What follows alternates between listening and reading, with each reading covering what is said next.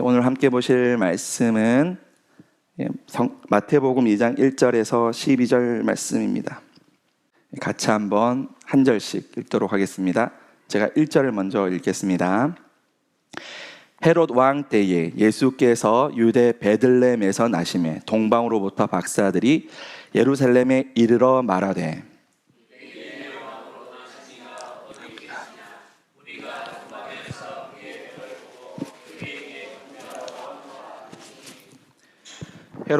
헤롯 왕과 온 예루살렘이 듣고 소동한지라.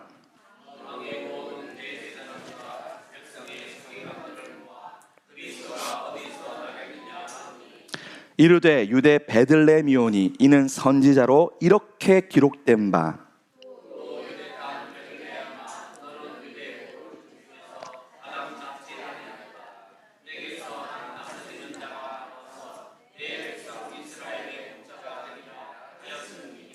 이에 헤롯이 가만히 박사들을 불러 별이 나타난 때를 자세히 묻고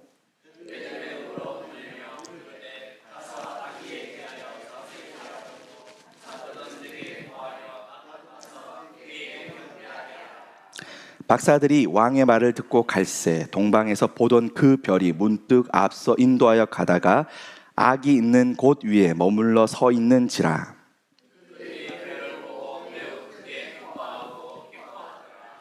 집에 들어가 아기와 그의 어머니 마리아가 함께 있는 것을 보고 엎드려 아기께 경배하고 보배합을 열어 황금과 유황과 모략을 예물로 드리니라.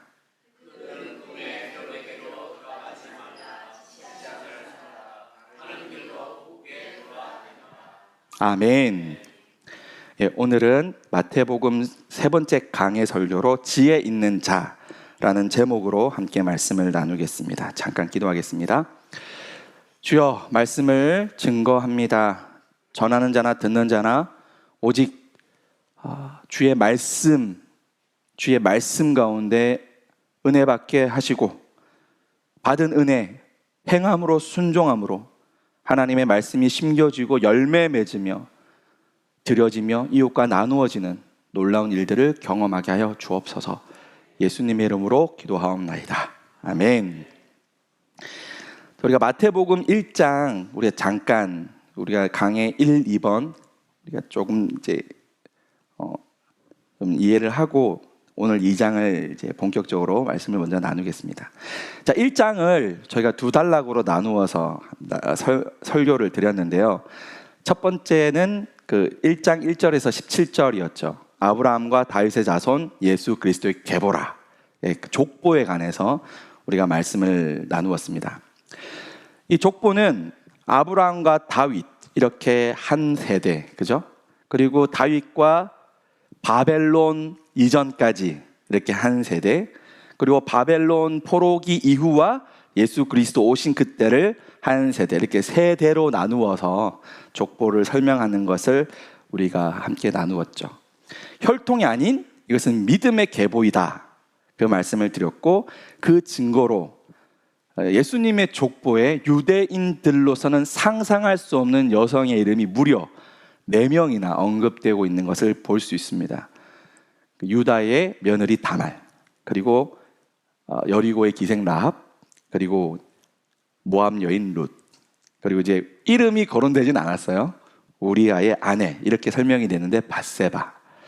이 3명은 이방 여인이고, 우리아의 아내 밧세바는 유대인 여인입니다. 그러나 4명 다 문제가 있죠. 그런데 여자들만, 여기 언급되는 여자들만 문제 있었던 건 아닙니다. 모두가 하나님 보시기에, 또 우리가 성경을 읽을 때 뭔가 결핍되고 뭔가 하나님 앞에 모자란 것들을 발견하게 되죠. 그럼에도 불구하고 예수님이 이 아브라함의 씨를 통해서, 믿음의 계보를 통해서 이 땅에 오신 것은 바로 하나님의 주권과, 그리고 그 작은 믿음일지라도, 아주 연약한 작은 믿음일지라도 그 말씀을 믿고 행함으로 순종했던, 의로운 순종함이 있었던 자들을 통하여 역사가 일어났다는 사실을 우리가 함께 배웠습니다. 그리고 이제 1장 18절에서 25절에서 예수님의 나심, 지난 수요일 날 함께 나누었던 말씀이죠. 이게 태어난 건 아니고 이제 잉태된 사건을 다루고 있습니다. 마리아와 요셉 약혼 기간, 하지만 유대인에게 있어서 약혼은 결혼과 같은 그러한 효력이 있어요. 그러니까 그 기간 중에는 굉장히 정결을 유지하고 서로가 신뢰를 쌓아가는 굉장히 중요한 기간인데 덜커덕 마리아가 잉태를 한 것입니다. 물론 성령으로 잉태한 것이죠. 예수님은 다윗의 가문으로 오셨지만 진정한 하나님이신 성령으로 이 땅에 오셨다. 진정한 인간이며 진정한 신인 예수님이라는 것을 이 구절은 설명하고 있는 것이죠. 성령으로 오신 것입니다. 요셉은 의로운 사람. 근데 그 의롭다라는 개념이 그 사회적 통념, 사회적인 상식이 아닌 그 이상의 하나님의 본질적 뜻이 무엇인가를 고민하던 요셉이 그 양심과 하나님의 뜻을 구하여 자기 아내를 고발하여 끄집어내어 돌에 맞아 죽게끔 해도 그것이 그 당시의 통념으로서는 의로움일 수 있지만 요셉은 그 이상의 하나님 뜻을 구하는 사람이었고 하나님, 주님의 기준에서 의로운 사람이었다는 것을 우리가 꼭 기억해야 됩니다. 근데 그 선택은 결코 쉬운 선택이 아니었습니다. 굉장히 어려운 길을 그가 선택하였고 그 의로운 순종으로 말미암아 위대한 탄생이 이루어졌음을 우리가 기억해야 할 것 같습니다. 요셉은 꿈을 통해 성령으로 잉태된 것을 알게 되었고 그 이름을 예수, 구원자, 그죠? 죄로부터 우리를 구원하러 오시니 그 이름을 임마누엘, 함께 하시는 하나님인 것을 이제 천명하고 마태는 이 복음서를 읽는 자들에게 천명하고 있는 것이죠. 지금 예수님은 당신들이 지금 배우고자 하는 당신들이 믿어야 할 대상인 예수님은 하나님이시며 완전한 하나님이시며 완전한 인간으로 오셨으며 성령으로 잉태됐죠. 그리고 그는 이 작은 믿음의 순종으로 인해서 선택과 순종으로 인해서 위대한 탄생이 일어났다라는 것을 이제 각오하라는 거죠. 마태복음서를 이제 읽는 너희들 각오해라는 거죠. 너희도 의로운 순종으로 예수님을 왕으로 섬겨야 한다는 것을 선언하고 있는 것입니다. 그게 1장의 내용이라고 볼 수 있습니다. 그리고 바로 이어서 마태는 1장 1절에 이제 헤롯 왕 때에 예수께서 유대 베들레헴에 나심에 누가복음에 서술되었던 그 수많은 이야기들을 싹 요약을 해가지고 한 문장으로 딱 설명을 합니다. 좀 마태는 이 마태복음서의 기능이 그 당시 교회의 교사들을 가르치는 교재로 또 사용되었다라고 제가 전에 말씀을 드렸는데 좀 요약하고 함축적인 의미와 그 내용들을 전달하기에 굉장히 관심이 있는 것 같습니다. 그러므로 여기 계신 모든 분들이 마태복음을 공부할 때 내가 이 마태복음을 가지고 누군가에게 가르쳐야지, 선생으로서 내가 말씀을 전해야지, 그런 마음가짐으로 공부를 하시면 참 좋을 것 같습니다. 자, 여기서 한 사람의 이름이 언급되고요, 또 하나의 지명이 등장하는 것을 알 수 있습니다. 물론 예수님도 등장을 하지만 그 중에서 이제 헤롯이 누군지를 그 당시 사람들은 잘 알고 있었어요. 근데 우리는 잘 모르지 않습니까? 그러니까 헤롯이 누구냐? 헤롯 대왕으로 이제 알려져 있는 인물인데요. 이 사람은 유대의 왕입니다. 그런데 유대인이 아니에요. 좀 섞였어요. 그 야곱의 형 이름이 에서잖아요. 에서의 족속이 나중에 에돔 족속이 되잖아요. 바로 그 에돔 족속의 혈통을 이어받은 것이 이 헤롯 대왕이에요. 그리고 이 헤롯이 유대인이 왕이 된 것은 유대인들에 의해서 왕이 된 것이 아니라 유력한 로마의 정치, 로마의 황제의 그런 정치적 배경을 등에 업고 왕이 되었던 것입니다. 그래서 유대인들이 이 헤롯 대왕에 대해서 되게 반감을 가지고 있었어요. 그러니까 이 헤롯 대왕은 이제 서커스와 채찍, 빵과 채찍, 로마에서 쓰던 정치적 기법을 그대로 사용을 합니다. 그래서 유대인들에게 굉장히 잔인하고 무자비한 폭군으로 그들을 학대하지만 또한 성전을 건축함으로 유대인들의 환심을 살려고 했던, 왜 그랬을까요? 유대인의 왕으로서의 자기의 그러니까 자기 어떤 왕권을 계속해서 유지하기 위해서 그는 이러한 정치적인 모습을 계속 비춰왔던 겁니다. 다른 말로 하면 왕좌에서 물러나면 어떡하지? 누가 나의 왕자를 노리면 어떡하지? 로마에서 내가 미움을 사가지고 쫓겨나면 어떡하지? 자기의 왕의 자리에 대하여 되게 근심하며 걱정하며 살았다라는 것을 우리가 엿볼 수가 있는 거죠. 그런 헤롯 대왕에게 천청병력 같은 이야기가 전해져 옵니다. 그죠?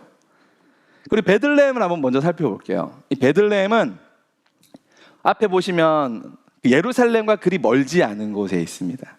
여러분, 베들레헴 하면 떠오르는 게 뭐가 있으세요? 베들레헴의 그 뜻을 풀이하면 빵집, 그죠? 빵집 많이들 이제 기억하시죠? 또 이 베들레헴은 재미있는 곳이에요. 베들레헴은 이스라엘에서 역사가 굉장히 깊은 곳입니다. 바로 야곱이 가장 사랑했던 아내가 라헬이잖아요. 라헬이 베냐민을 낳은 곳이 바로 이 베들레헴이에요. 그리고 베냐민을 낳고 라헬이 죽죠. 그리고 야곱은 사랑하는 라헬, 자기 아내를 이 베들레헴에 장사합니다. 그리고 베냐민의 후손이 누구입니까? 바로 다윗이죠. 그래서 이 베들레헴에 또 다른 이제 그 별명이 있습니다. 그 별명이 뭐냐면 다윗의 성으로 알려져 있어요. 유대인의 성이 어디입니까? 예루살렘이죠. 거기에 왕궁이 있습니다. 그런데 이 베들레헴은 정말 볼품없는 아주 시골 동네예요. 그런데 그 위대한 다윗의 성이라는, 다윗 왕의 성이라는 별명을 가진 것으로 알려져 있습니다. 그리고 선지자 미가가 예언한 곳이죠. 바로 그게 6절에 언급되어져 있는 말씀입니다. 같이 한번 읽어보겠습니다. 또 유대 땅 베들레헴아, 너는 유대 고을 중에서 가장 작지 아니하도다. 내게서 한 다스리는 자가 나와서 내 백성 이스라엘의 목자가 되리라 하였음이니이다. 아멘. 바로 그곳이 베들레헴입니다. 그러니까 베들레헴에서 예수님이 나신 것은 우연이 아니죠. 바로 하나님의 언약의 성취가 되어 있음을, 중요한 장소임을 우리가 알 수 있습니다. 우리 임마누엘 교회가 그 임마누엘 교회이지 않습니까? 이것이 하나님의 언약과 하나님의 성취, 구원의 역사가 임하는 곳이 되기를 간절히 바라봅니다. 안산하니까 우리 박홍규 담임 목사님께서 농담 삼아 사람들이 이곳에 옛날에는 사람들이 안 산다 해서 안산이라고 그런다고 하셨어요. 그런데 편안할 안자죠. 예, 정말 하나님의 평화, 하나님의 평안이 임하는 그러한 자리가 될 줄 믿습니다. 그곳에 임마누엘 교회가 복음으로, 능력으로 하나님의 역사를 일으키는 놀라운 축복이 있기를 바랍니다. 예. 자, 1장 1절에 보면, 또 후반절에 보면은 동방으로부터 박사들이 예루살렘에 이르러 라고 또 한 인물들이 등장을 하고, 한 무리들이 등장하고 있습니다. 박사들이니까. 자, 동방의 박사들은 누구를 뜻할까요? 자, 이 그림은 프랑스의 한 작가, 티소라는 작가가 그린 그림인데, 우리가 알고 있는 동방 박사와 좀 다른 뉘앙스로 그림을 그렸어요. 우리가 알고 있는 동방 박사는 그죠? 저기 막 이렇게 별이 빛나고 어두워지고 이렇게 별이 있고 그림자만 져 있고 막 이렇게 그려져 있는데, 여기는 한 떼를 이루고 거대한 무리를 이루고 지금 어딘가를 굉장히 극심한 고통에 시달리면서 가고 있는 모습을 보여주고 있습니다. 굉장히 지쳐 있고, 찾을 수는 있을까? 정말 우리가 제대로 가고 있을까? 그런 걱정, 근심으로 가득 찬 표현을 참 잘한 것 같아요. 왜냐하면 여러분, 동방에서 박사들이, 물론 여러 가지 설이 있어요. 전설도 있고 설도 있고 신학자들마다 견해가 좀 다른데요. 이제 수세기 동안 페르시아의 제사장 족속 사제들, 또 제사장, 또 왕들이라는 여러 가지 설이 있습니다. 박사이긴 하지만, 왜냐하면 이 사람들이 예루살렘에 도착했을 때 직접 왕을 아련하잖아요. 헤롯 왕을 직접 아련하고, 헤롯 왕이 굉장히 이들에게 존칭을 쓰고 있는, 뭔가 이게 높여주고 있는 것을 우리가 뉘앙스로 읽을 수 있습니다. 이분들의 신분은 뭐 왕급 정도, 사제급 정도, 굉장히 높은 신분의 사람들임을 알 수 있죠. 그러니까 단지 3명의 어떤 박사들이 3명이 약타 타고 온 게 아니라 거대한 무리를 이끌고, 왜냐하면 페르시아라고 하더라도, 페르시아에서 왔다 하더라도 최소 별을 발견하고 별을 쫓아서 여기까지 왔다면 2년 이상이 걸렸을 거라고 많이들 이야기를 해요. 우리는 그냥 동방 박사들이 그냥 막 며칠 안 걸려서 왔다고 생각하는데 그게 아니라 이미 수년 전에 하나님의 말씀을 연구하고 그 말씀에 언급된 언약의 별을 발견하고 지금 모험을 떠난 거예요. 수년간 목숨을 걸고 생명을 걸고 그 별을 쫓아 지금 나왔던 겁니다. 그러니까 이 그림이 되게 잘 그린 그림이에요. 지쳐있고 믿음이 막 흔들리는 모습. 정말 우린 찾을 수 있을까? 정말 우리가 지금 가고 있긴 한 건가? 오늘 우리들의 모습과 너무 흡사한 거죠. 그리고 이 동방 박사를 마귀, 지금 NIV 영어 성경에 보면 마귀라고 써 있는데 이게 뭐 여러 가지 이게 매직이라는 뭐 어원의 그 마술사, 점성술사 이렇게 이야기하는데 여하튼 이들은 이방인입니다, 그죠? 유대인이 아니에요. 이방인들이고 이교도예요. 이들이 믿는 신은 따로 있습니다. 그럼에도 불구하고 그들은 유대인의 말씀, 하나님의 말씀, 유대인의 경전을 연구했고 심각하게 연구했고 그에 합당 그 별을 보고 예수님을 그 왕을 유대인의 왕을 찾아 떠난 거예요. 예언을 따라 큰 별을 보고 유대인의 왕에게 그것도 경배하기 위하여 아주 비싼 값비싼 예물을 준비해서 그들이 떠났음을 지금 찾아오고 있음을 볼 수 있는 것이죠. 그래서 그들을 현자, 위즈맨, 현자, 지혜를 찾아 떠나는 자, 지혜를 갈구하는 자 이렇게 우리가 이해하면 좋을 것 같습니다. 자, 그러면 마태복음 이 2장 오늘 본문은 상반되는 두 가지 대조를 잘 보여주고 있는데요. 이 대조를 통해서 오늘 은혜를 함께 나누고자 합니다. 첫 번째 대조는 헤롯, 제가 가로 열고 그 일당이라고 했는데 그 일당이 누구일까요? 헤롯이 이 동방 박사들이 유대인의 왕을 찾아왔다라는 이야기를 듣고 묻잖아요. 누가 묻습니까? 당연히 제사장들, 바리새인들 이게 묻겠죠. 종교 지도자, 하나님의 말씀을 잘 안다는 그들에게 이들이 말이 사실이냐, 유대인의 왕이 어디서 나느냐라고 묻게 되고 그들은 말씀을 찾아서 대답을 해요. 근데 그 목적이 뭐죠? 이교도이고 이방인인 사람들도 수년간의 목숨을 걸고 유대인의 왕에 경배하기 위하여 모험을 떠났는데 하나님에 대하여 박사라고 하나님을 잘 믿는다는 그들은 놀랍게도 하나님의 말씀을 뒤적여서 찾아내어서 오히려 하나님 오신 유대인의 왕을 지금 죽이려고 하는 거예요. 헤롯과 그 일당은 하나님의 징조와 언약에 관심이 없어요. 반면에 이방인 박사들은 참된 왕의 탄생을 쫓아 생명을 건 모험을 했다는 사실을 알게 되죠. 헤롯과 그 일당은 하나님의 말씀을 통해 유대인의 왕이 어디서 태어날지를 알게 되고 그를 죽이고자 합니다.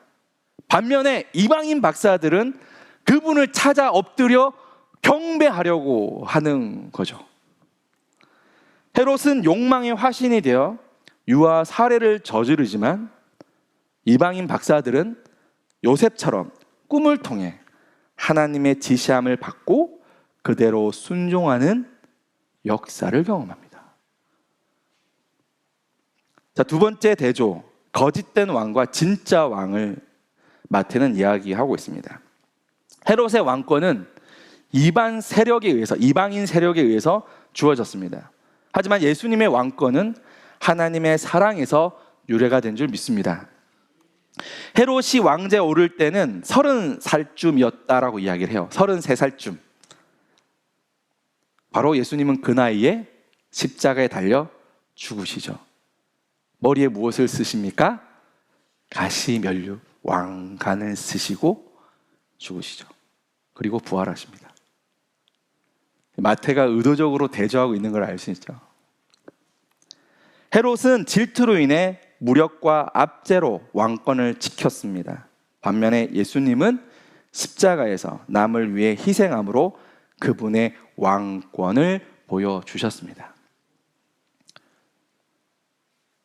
이 대조를 통해서 우리가 어떤 교훈을 찾을 수 있을까요?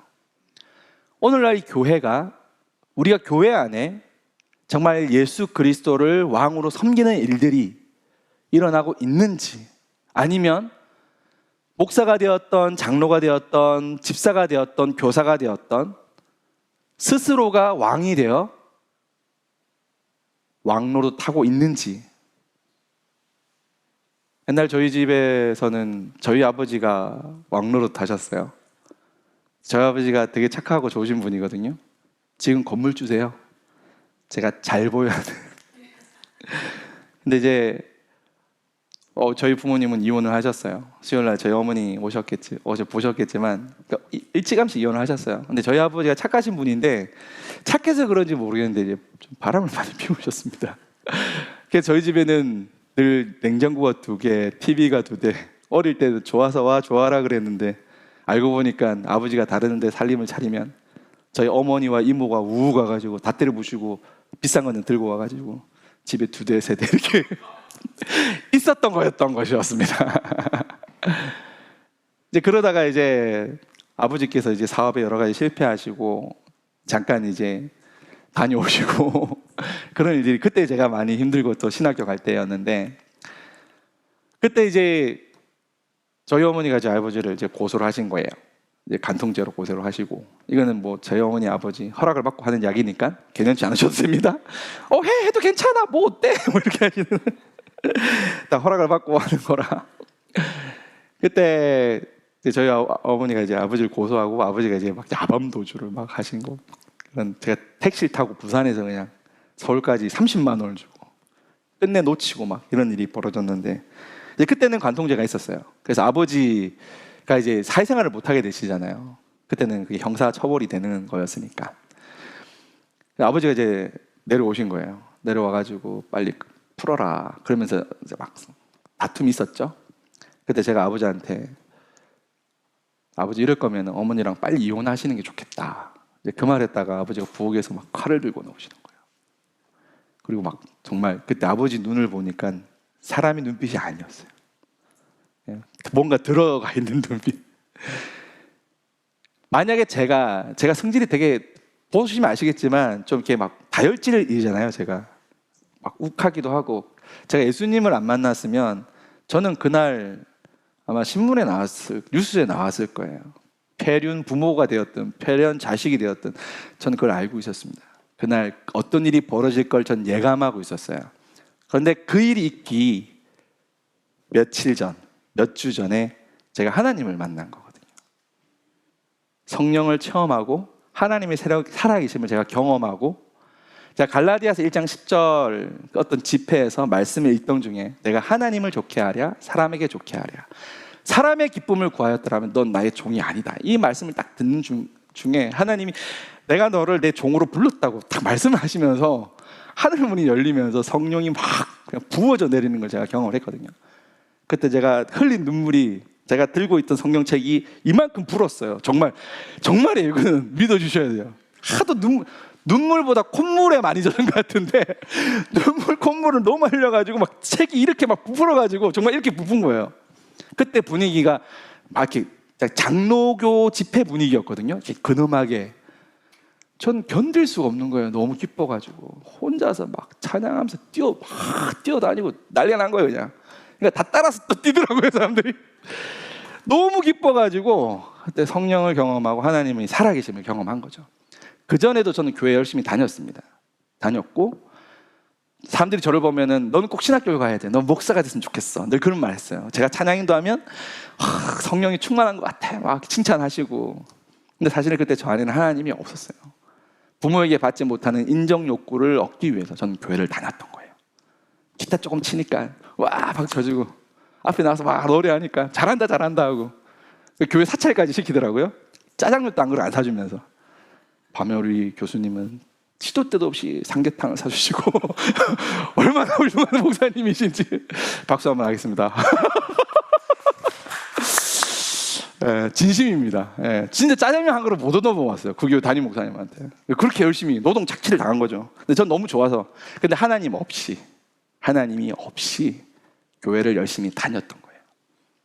하나님 없다고 이야기하고 뭐 집안도 콩가루고 뭐 그때 사귀던 여자도 막 고무 신고 꿀 신고 도망가고 하나님 없는갑다.